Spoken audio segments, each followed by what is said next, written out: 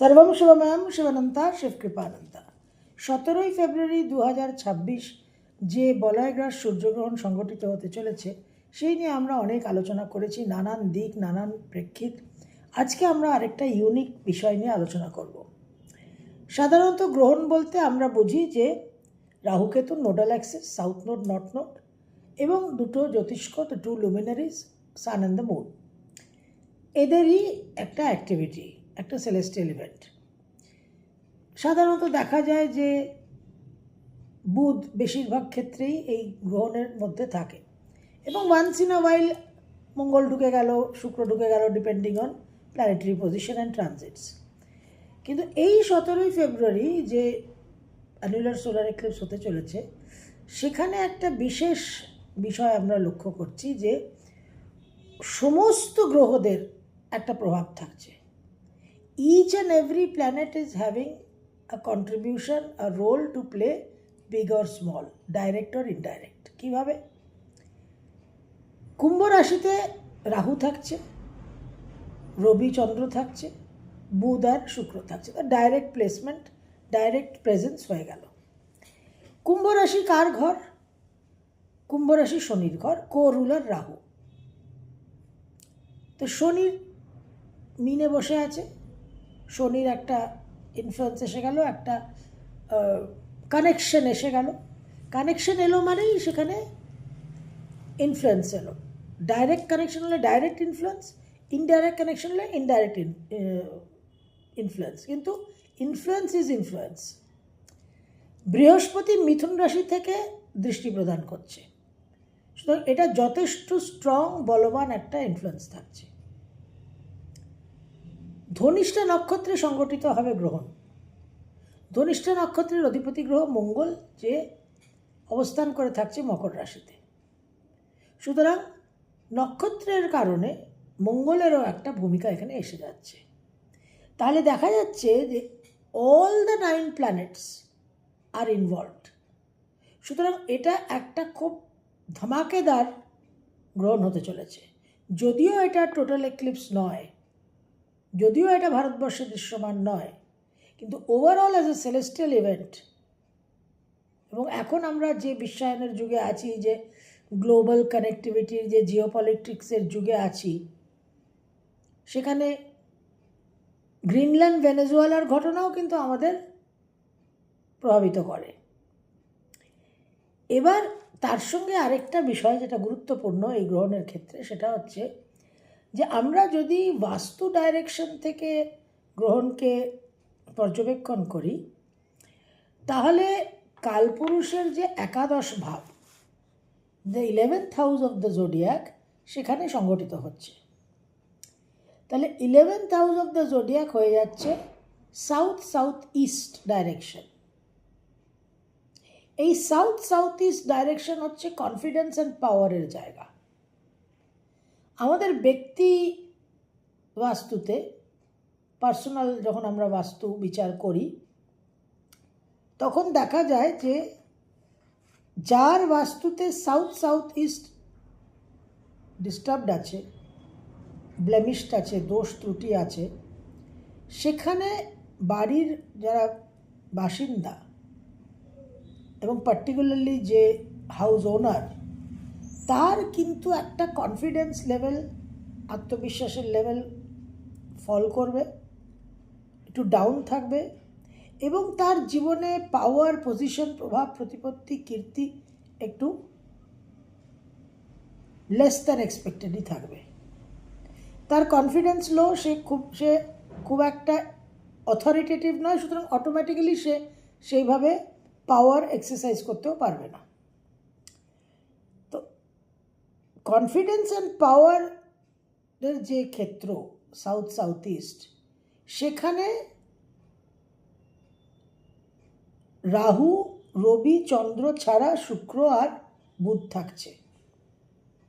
এবং রাহু যে সাংঘাতিকভাবে আমাদের কনফিডেন্সকে, পাওয়ারকে, অ্যাম্বিশনকে বৃদ্ধি করে দেয়। ইনসেশিয়েবল হাঙ্গার, ইনসেশিয়েবল অ্যাপিটাইট, রাহুর খিদে কোনো দিন মেটে না। তো চরমভাবে কিন্তু সাউথ সাউথ ইস্ট ডাইরেকশনটা কনফিডেন্স অ্যান্ড পাওয়ারের জায়গাটা ট্রিগার্ড হবে,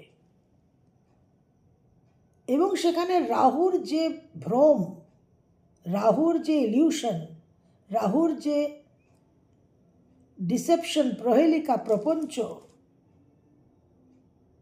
প্রতারণা, প্ররোচনা, সেটা কিন্তু চরম মাত্রায় থাকবে। এবং রাহু শতবিশা নক্ষত্রের নিজের নক্ষত্রে অত্যন্ত বলশালী হয়ে আছে। সুতরাং one of the major factors যেটা আমাদের খেয়াল রাখতে হবে সেটা হচ্ছে যে আমাদের কিন্তু খুব বাস্তববাদী, বাস্তব চিন্তা করতে হবে। বৃহস্পতি বক্রী, বিশেষভাবে আরও বৃহস্পতি কিন্তু রাহুর সঙ্গে হ্যান্ড ইন গ্লাভ, অ্যাকমপ্লিস, যাকে বলে চড়ে চড়ে মাস্ততো ভাই। সুতরাং চরমভাবে কিন্তু আমাদের উচ্চাশা, উচ্চাকাঙ্ক্ষা বৃদ্ধি পাবে, এবং আমাদের একটা মানসিকতার মধ্যেই একটা অপরাজেয় ইনভিনসিবল ভাব আসবে, বাহুবলী একটা নেচার ট্রিগার্ড হবে। সেখান থেকে আমরা এমন এমন কাজ করতে উদ্ধত হব যেগুলো ইম্পসিবল টু ডু। এমন উত্থানের প্রেরণা আমরা পাব, এমন প্ররোচনায় আমরা অনুপ্রাণিত হব যে সেখানে পতন নিশ্চিত। এই জায়গাটা কিন্তু বিশেষভাবে খেয়াল রাখতে হবে। এবং 11th হাউস হচ্ছে আমাদের কাম পুরুষার্থের হায়েস্ট এবং ফিন্যান্সের হায়েস্ট 11th। সুতরাং আর্থিক উন্নতির জন্য, অর্থ উপার্জনের জন্য, নিজের উচ্চাশা ও উচ্চাভিলাষকে পরিপূর্ণ করার জন্য আমরা এমন এমন কিছু পদক্ষেপ নিতে পারি জীবনে যেটা আসলে আমাদের চরম ব্যর্থতা, চরম পতনের কারণ হবে, রং ডিসিশনস। এবং সেখানে বুধের মতো গ্রহ থাকছে, যে গ্রহ আমাদের বিচক্ষণতা, বিবেচনা, ডিসক্রিমিনেশনকে কন্ট্রোল করে, আমাদের ইন্টেলিজেন্সকে, বুদ্ধিকে। এবং গ্রহণের ঠিক পরপরই বুধ বক্রগতিতে যাবে। তো এই যে ফেজ এবং গ্রহণের প্রভাব আমরা জানি 1 থেকে 3 মাস অবধি চলে। তো এই সময়টা স্টক মার্কেটের একটা ফিনান্সিয়াল দিকে একটা বিশেষ বড় কারেকশন হতে পারে, এবং স্টক মার্কেটের লস, এই জায়গা থেকে আপনারা সাবধান থাকবেন। এবং ক্যারিয়ার চেঞ্জেস, বিশাল ইনক্রিমেন্ট, বিশাল প্যাকেজ, এর একটা চাকরি পেলেন কিন্তু সেটা স্টেবল হলো না। এবং কুম্ভ রাশি বায়ুতত্ত্ব, সুতরাং কানেকশনস প্রচুর আসবে, যোগাযোগ, কমিউনিকেশন প্রচুর আসবে, এবং সেই যোগাযোগ কমিউনিকেশনের মধ্যে প্রচুর ফলসও থাকবে, ফেকও থাকবে। এবং বৃহস্পতি যেহেতু রাহুর সঙ্গে হাত মিলিয়েছে, সুতরাং ওই রিয়াল আর ফেকের মধ্যে পার্থক্য করা খুব প্রবলেম হয়ে যাবে। তো ব্যক্তি জীবনে কিন্তু আমাদের যে কনফিডেন্স আর পাওয়ারটা বৃদ্ধি পাবে, মানসিকভাবে আমরা খুব নিজেদের একটা মনোবল, মানসিক শক্তি অনুভব করব, সেটা কিন্তু সর্বক্ষেত্রে যে সঠিক হবে, সঠিক দিশা মার্গদর্শন করাবে তা কিন্তু নয়। তো এইটা কিন্তু বুঝে চলতে হবে। রিস্ক অ্যাপিটাইটটা has to be highly controlled, এবং প্রত্যেকটা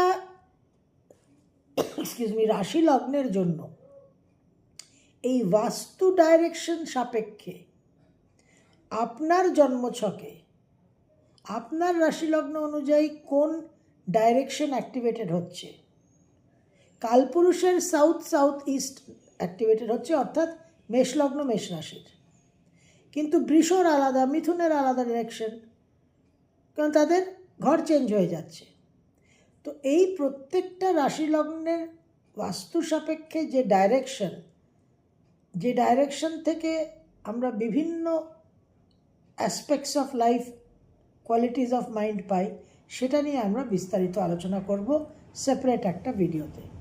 কিন্তু আমাদের এটা খেয়াল রাখতে হবে, is a very strong, very powerful eclipse, কারণ সমস্ত গ্রহরা ছোট বড় ভূমিকায়, প্রত্যক্ষ পরোক্ষ ভূমিকায় জড়িত থাকছে, এবং সাউথ ইস্ট, দক্ষিণ পূর্ব ডাইরেকশন আমাদের একেবারে প্রচণ্ড ঔদ্ধত্য বৃদ্ধি করবে। রাহু আমাদের একেবারে লাগাম ছাড়া মানসিক শক্তি, মনোবল প্রদান করবে।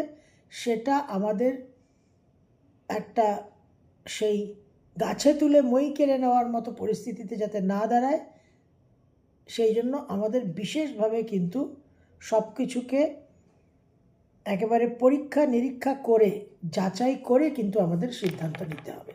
সর্বম শিবময়ম শিবানন্তা শিবকৃপানন্দ।